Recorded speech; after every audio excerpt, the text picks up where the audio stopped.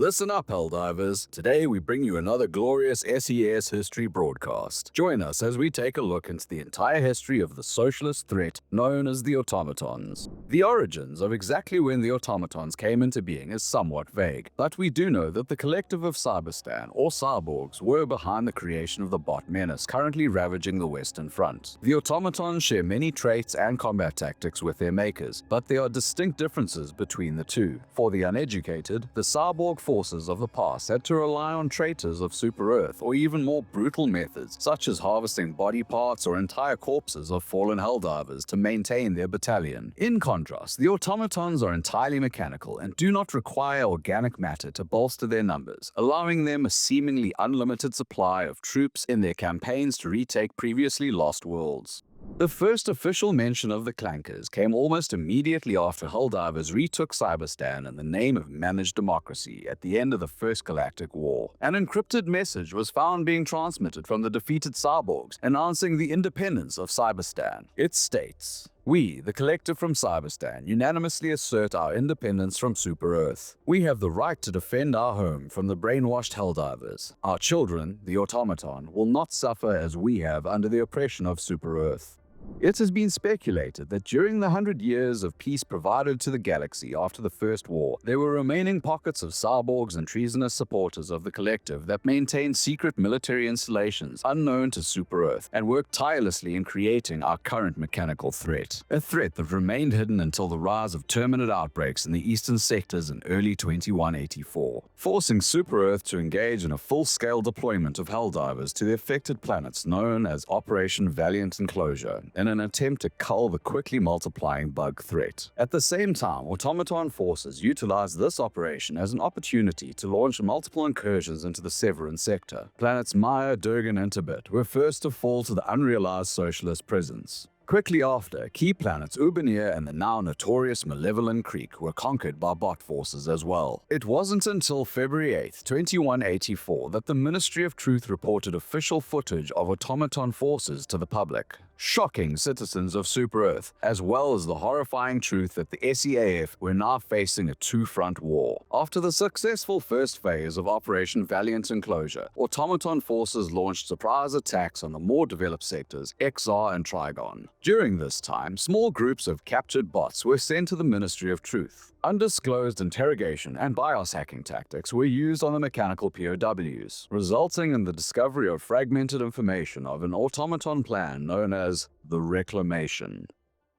As a response, High Command was quick to issue a new major order entitled Operation Swift Disassembly, a multi-phase offensive focused on extinguishing the recent Clanker advancements. Phase 1 of the operation was tasked with destroying the long-range communication arrays located on the planet Troost in the Trigon sector. But first, Helldivers had to launch a campaign to retake Ustotu, one of two planets needed to regain access to Troost. The planet was quickly liberated. Helldivers then retook another key planet, Malevelon 4, allowing Super-Earth forces full access to Troost. On March 29, 2184, Troost was liberated and brought back into the fold of managed democracy, with the long-range communication arrays to be broken down and dismantled, completing Phase 1 of the operation. But alarming information was discovered in the process.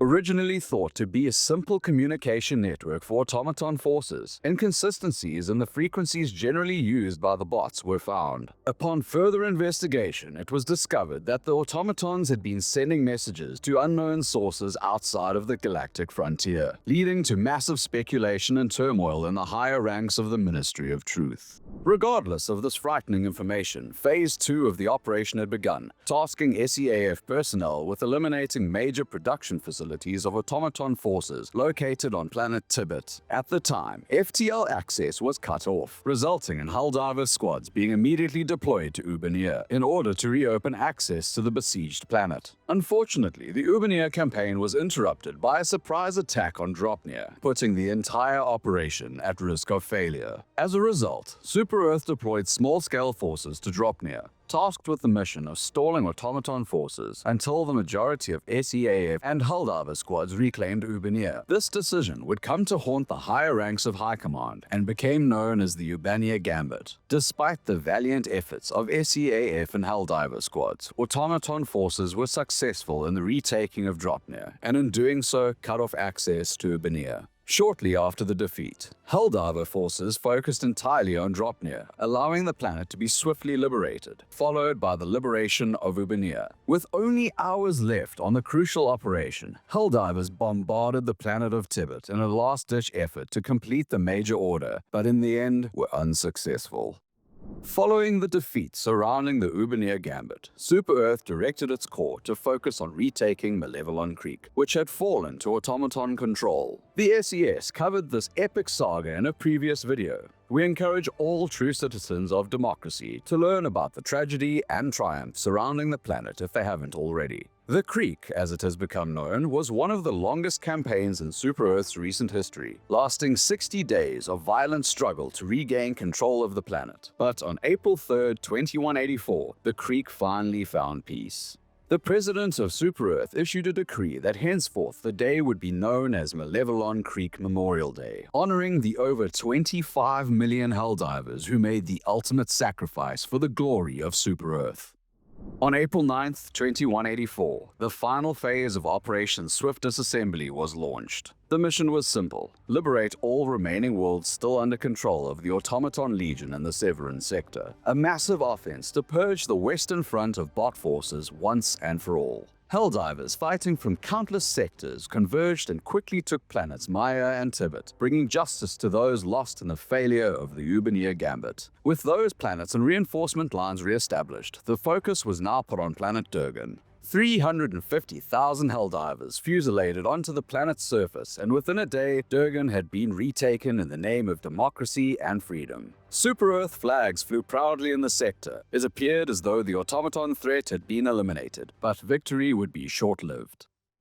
On April 9, 2184, in the early afternoon, High Command issued a priority broadcast ordering Helldiver squads to immediately combat a surprise attack from the automatons in the Valdis sector. Despite these orders and massive deployments on multiple planets, bot forces were able to take control of the entire sector in a matter of hours. This clanker onslaught quickly reached Vernon Wells. Known as the Red Planet, Vernon Wells is key to controlling the Hydra sector. SEAF quickly responded to major orders for all active Helldiver squads to defend the planet against the surprise attack. After 4 days of constant fighting, some hope appeared as a line of scrimmage was established, allowing SEAF to engage in multiple counter-offensives. This resulted in automaton forces initiating another major assault, breaking through Super-Earth defense lines established only days earlier. With lines broken, the bots now had access to retake control of the Trigon sector once again. With losses growing each day, High Command launched Operation Legitimate Undertaking, an all-out siege into automaton-controlled space, which found great success against the bots, but was considered a failure due to the collapse of the Terminate Control System campaign. With the lack of success in launching the Terminate Control System, focus was shifted away from the automatons in an attempt to combat the increasing number of bug outbreaks on colonized planets, leaving the mechanical expansion entirely unchecked. The automaton forces quickly spread into the Ymir sector and Pass. After the implosion of Meridia, High Command put its focus into reclaiming the besieged planets in the Western Front. During this time, a data cache codenamed Database 1 was discovered on the planet Wasat, following the successful 4-day battle with the bots to retaking the planet. Information is scarce concerning what Database 1 actually has to offer. Frontline commanders state it was immediately assigned as top secret and sent to the Ministry of Truth for further analysis. But there have been leaks of cryptic and outright confusing information supposedly extracted from it. The more ominous of these leaks being keywords Vessel 00, Nucleus, and the Final Collective. Creating massive speculation surrounds these terms, as well as the Ministry of Truth stating that these words have been placed under strict oversight inside interplanetary system data harvesting programs. One of the most confusing pieces of information leaked to the public is detailed plans on the process of terraforming Cyberstan, which proposes the question, why would the bots need to terraform? Speculation on the subject has run wild within the Super-Earth community, though here at the SES, we only trust the information provided to us by our righteous leaders at High Command. Any other opinion will be deemed as highly treasonous. While the Ministry of Truth decoded Database 1, the fight continued, with automatons launching another offensive on planets Marfark and Vernon Wells, trapping thousands of our democratic civilians in the process. Helldivers engaged the bots in an attempt to liberate both planets, but were only successful in clearing the clanker threat on Vernon Wells, resulting in thousands of civilian lives lost.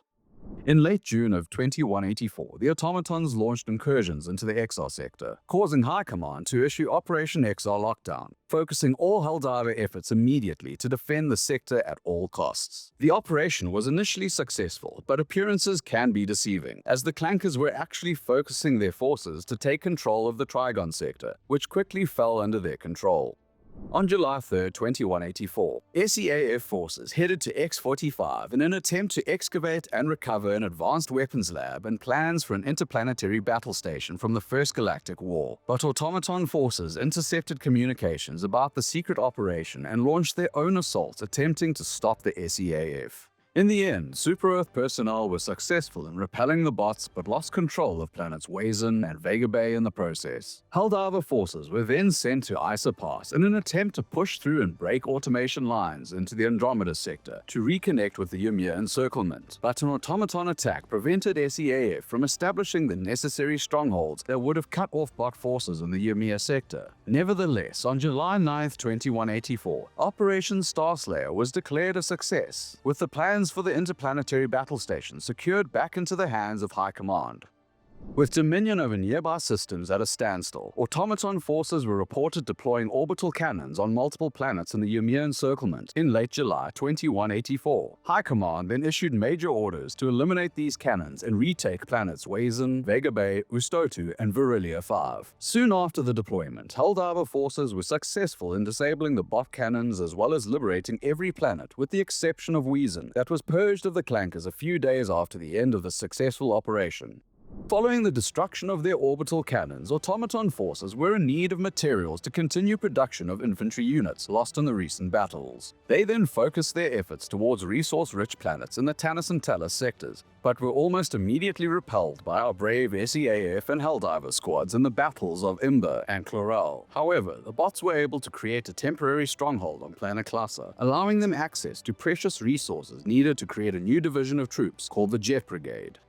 On October 13, 2184, Helldivers would first encounter these new units on planet Chuhe, a well-established automaton stronghold. Initial engagements with these new troops proved difficult for many squads, claiming countless lives, and allowed automaton forces to reclaim Matar Bay and Martal. While retaking the planets, the bots were able to learn of a devastating new weapon in Super-Earth's arsenal, the Democracy Space Station. With knowledge of this new potential superweapon, the automatons pulled massive resources into locating and destroying the space station. However, before they could mount an expansion offensive, the SEAF were successful in liberating Lasath, a planet that was crucial in disrupting bot supply lines. In response, the bots launched a counter-offensive to re-establish supply lines, utilizing the Jet Brigade to take the planet Yelaver on November 12, 2184. The bots were initially successful in taking control of the planet, but they had no idea that Super-Earth's new weapon of war was waiting in orbit. A massive bombardment of the planet's surface was conducted by the space station, decimating all automaton forces, claiming a resounding victory for Super-Earth, and appears to have stopped all automaton advancements in most sectors. For now,